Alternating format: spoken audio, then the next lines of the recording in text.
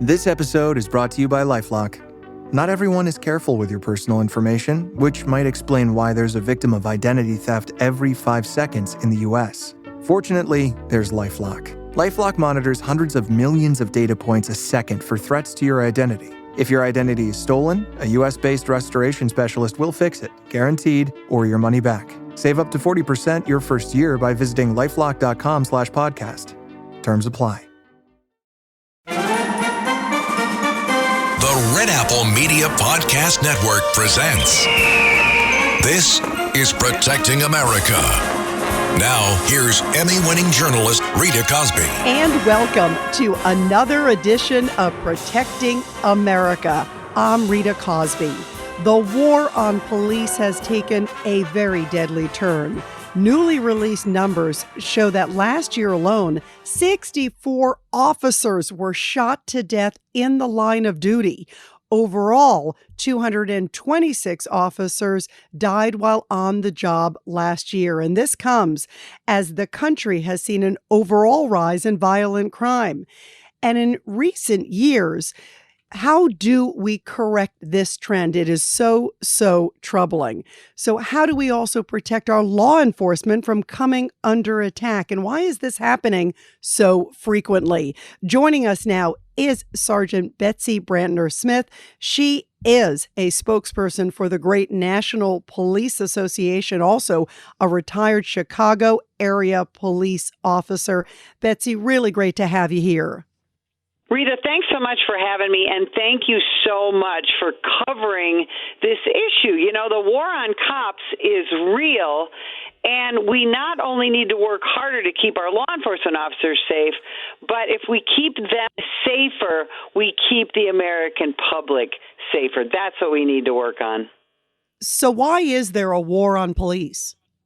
Well, you know, this started back in 2014 during the Obama administration, and we had the Ferguson, Missouri riots after the shooting of Michael Brown, who he had just done a strong arm robbery, if folks remember, and then he tried to disarm a Ferguson, Missouri police officer. He got shot trying to commit that crime, and there were riots, and the whole modern war on cops began with that. And after that, you had so many different things spurred on by the Obama administration. You had the 21st Century Policing Report that just excoriated law enforcement. You had so many different political operatives getting involved to vilify American law enforcement. So then you fast forward to the Trump administration, where we really enjoyed the support of American law enforcement. Things started to get better. And then the death of George Floyd in Minneapolis, Minnesota occurred in 2020. And quite frankly, politicians got involved, the media got involved, activists got involved. They took that opportunity to, again, go back and talk about not just vilifying cops, but saying, let's get rid of American law enforcement. Let's take their funding away. And the defund police movement was born. And now for 2.5 years, we've had that vilification of law enforcement, the defund the police movement. And what's happened? Law enforcement officers are getting attacked at record rates. They're dying in the line of duty. And the American public is also suffering because as police officers leave this job or they do what we call depolicing. In other words, they don't want to get it too involved because they don't want to be that next cop that gets indicted, that next cop that's, on CNN and having CNN and other media outlets say, oh, this cop's a bad cop. Instead, they kind of sit back. So what happens? Homicides go up, carjackings, retail theft, you name it. We're seeing a rise in violent crime and property crime all around this nation. It all goes back to the war on cops. So how much does no cash bail affect all this? Oh, it's huge. Rita, in my native Illinois, if you know, our governor just passed a no cash bail law, for example, part of something called the Safety Act in Illinois that has everything from bail reform to deprosecution to de-incarceration. no bail or very low bail gets people who should be incarcerated awaiting trial, awaiting sentencing, puts them back out on the street to commit crime again. You know, we just had a deputy killed. We had two deputies killed in Riverside County, California, in the last couple of weeks. The first one, I believe, was on Christmas Eve. Deputy Isaiah Cordero was murdered on a traffic stop by a suspect who should have been in prison. He was a 3 strikes defendant in California, which means he's had his 3 strikes, his multiple felonies. This guy's been in and out of the system for over a decade, and yet a judge decided to lower his bail so that he could be back out on the street to re-offend. And in fact, the National Police Association is calling for that judge to let that suspect out, Judge Kara Hudson. We have a petition on our website trying to convince her to resign, to get out. She should not be on the bench. She has Deputy Cordero's blood on her hands. And in fact, it's gotten so bad that the National Police Association has created on our website, nationalpolice.org, something we call the wall of shame when people are let out on bail. Or we have a story, for example, of an NFL player who encourages people to go to these bail charities to get people out of prison. We have got to understand that criminals need to be incarcerated to keep them away from the public so that they don't continue to re-offend. There's a myth out there that there's all these people in prison that are innocent, and that's just not true. What do you say to people who look at criminals and they seem emboldened? They even are mocking. I mean, there's a case of a guy in Los Angeles who was bragging about how a soft on crime DA, George Gascon, is going to let me free. Well, exactly. George Gascon in LA County, California, is the criminal's friend. And we see this also in Cook County, Illinois, with Kim Fox. And you can go to Seattle and to Portland and, of course, Alvin Bragg in Manhattan. All of these soft on crime DAs, they are the criminals' friends. And the criminals know this, especially when you talk about L.A. County. It is absolutely known by the criminal element there that George Gascon's prosecutor's office is pro-criminal and anti-cop, anti-business, and anti-law-abiding citizens. So what do we need to do about that? People need to understand that the prosecutor in your county, you elected him. So we have got to step up and start primarying these prosecutors when their election comes. So whether it's in 2 years or 4 years from now, law-abiding citizens have got to get behind law-abiding, pro-business, pro-law enforcement candidates to run for these prosecutors' positions. Betsy, you talked about Riverside County and sadly how 2 deputies were killed there on the job within basically a 2-week span. One of them went on a domestic violence call. How difficult is that for law enforcement? Because there's so many emotions and you never know what's going to happen.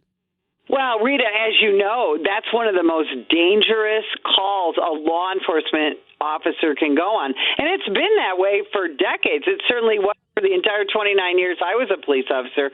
The problem is when you go to a domestic dispute, you really have no idea. You don't know much about, is anyone on? You don't know about the emotions involved. You don't know about the drug use and potential mental illness.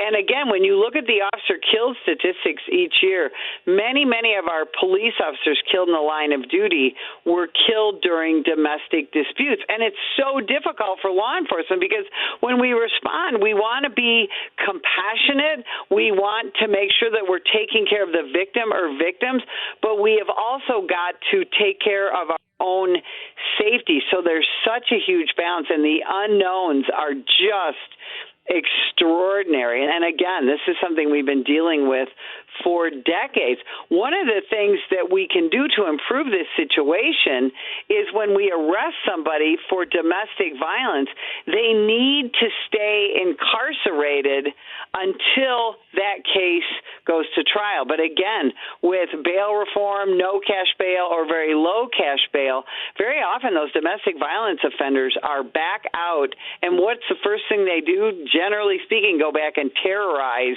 those victims that they got arrested for terrorizing in the first place. It's a horrible, vicious cycle. This episode is brought to you by Progressive Insurance.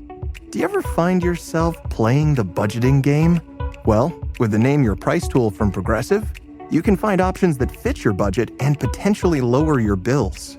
Try it at Progressive.com. Progressive Casualty Insurance Company and Affiliates. Price and coverage match limited by state law. Not available in all states. What's your reaction to President Biden, who has basically criticized police time and time again, including just recently on Martin Luther King Day? Oh, my gosh. He used Martin Luther King Day to tell American law enforcement officers that when we use deadly force, maybe we shouldn't make it so deadly all the time. I mean, it's just nonsensical. And, you know, what's so sad, Rita, is that Joe Biden, when he was a senator, he was a pretty pro-law enforcement guy, and that was largely because he would kind of suck up, if you will, to the police unions. But then when he was vice president for Barack Obama, all that pro-law enforcement rhetoric that Joe Biden used to talk about absolutely went away. And so I want people to remember that during the primaries, when Joe Biden was a potential candidate for president of the United States, Joe Biden told a young black person during, I believe it was a CNN town hall, that, hey, if you get pulled over by an American law enforcement, you're likely to get shot in the head because you're black. Now, that's just outrageous, and he constantly says these outrageous things about, you know, get a shotgun and shoot it into the air, and now he's telling cops, if you shoot somebody, basically what he's saying, shoot him in the leg, shoot him in the hand. It's ridiculous.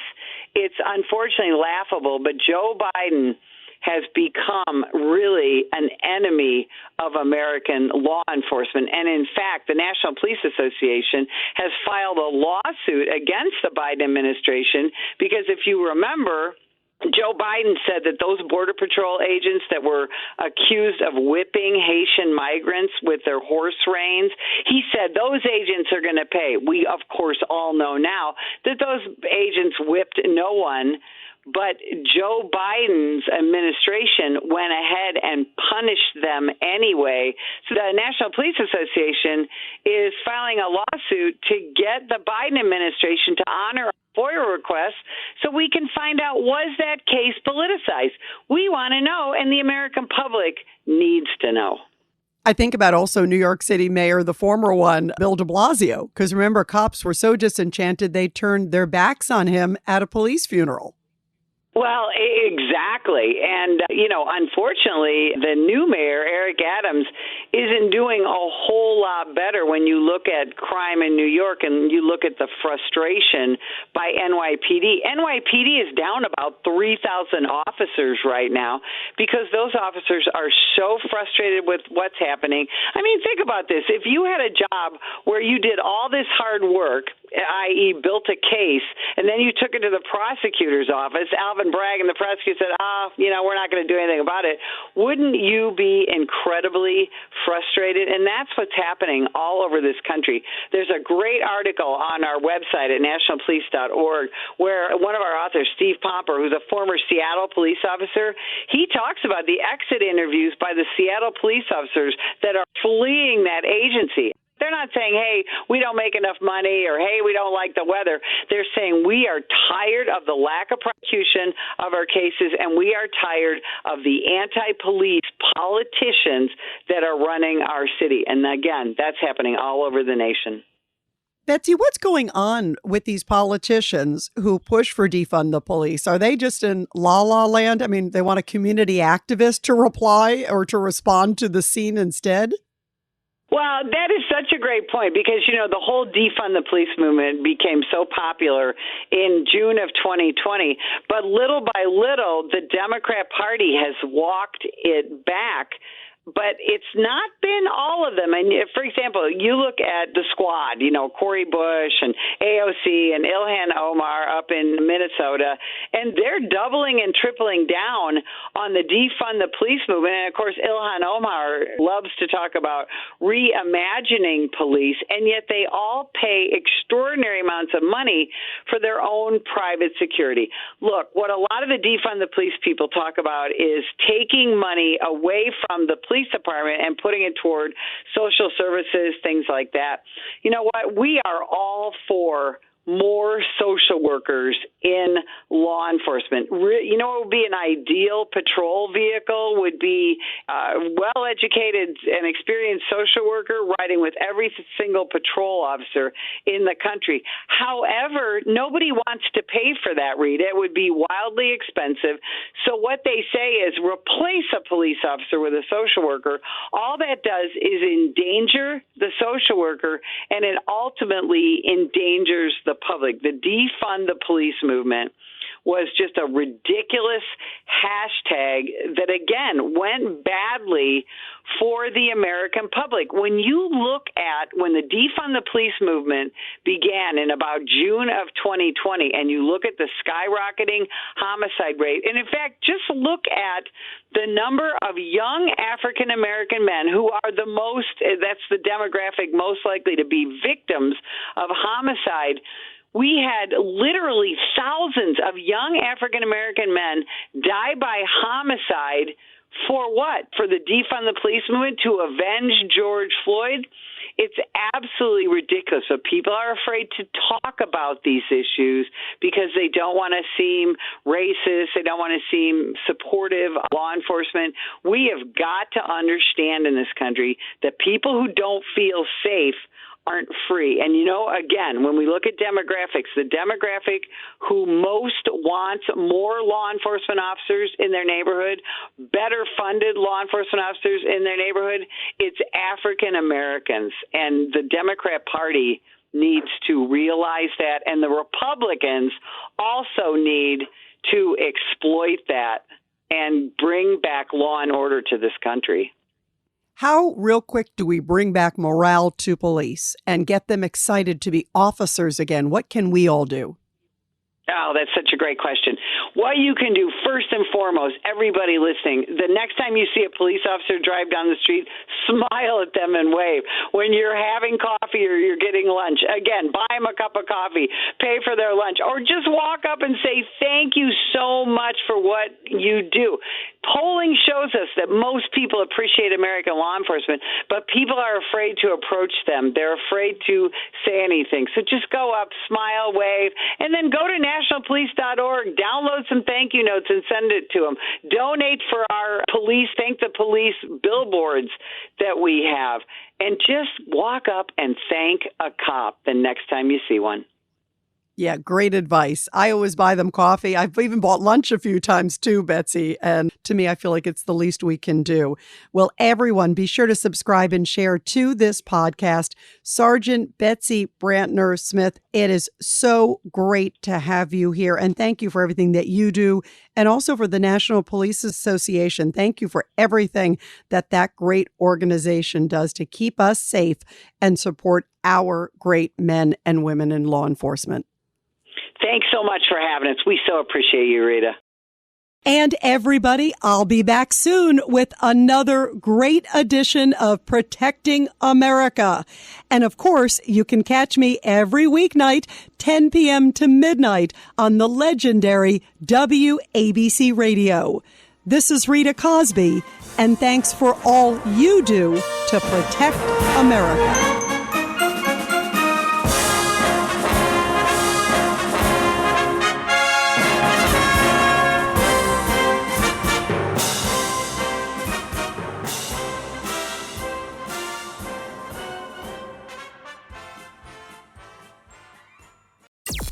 Today's Today's episode is sponsored by NerdWallet's Smart Money Podcast. Making financial decisions shouldn't feel like picking a TV show. Too many options, too much hype, and no way to know what's actually good. NerdWallet's Smart Money Podcast cuts through the clutter. Their finance journalists break through real-world money decisions with clear research-backed insights. From investing to home buying to credit cards, the nerds help you navigate major financial decisions with confidence. Leave TV to fate. Leave your next financial move to the nerds. Follow NerdWallet's Smart Money Podcast wherever you listen.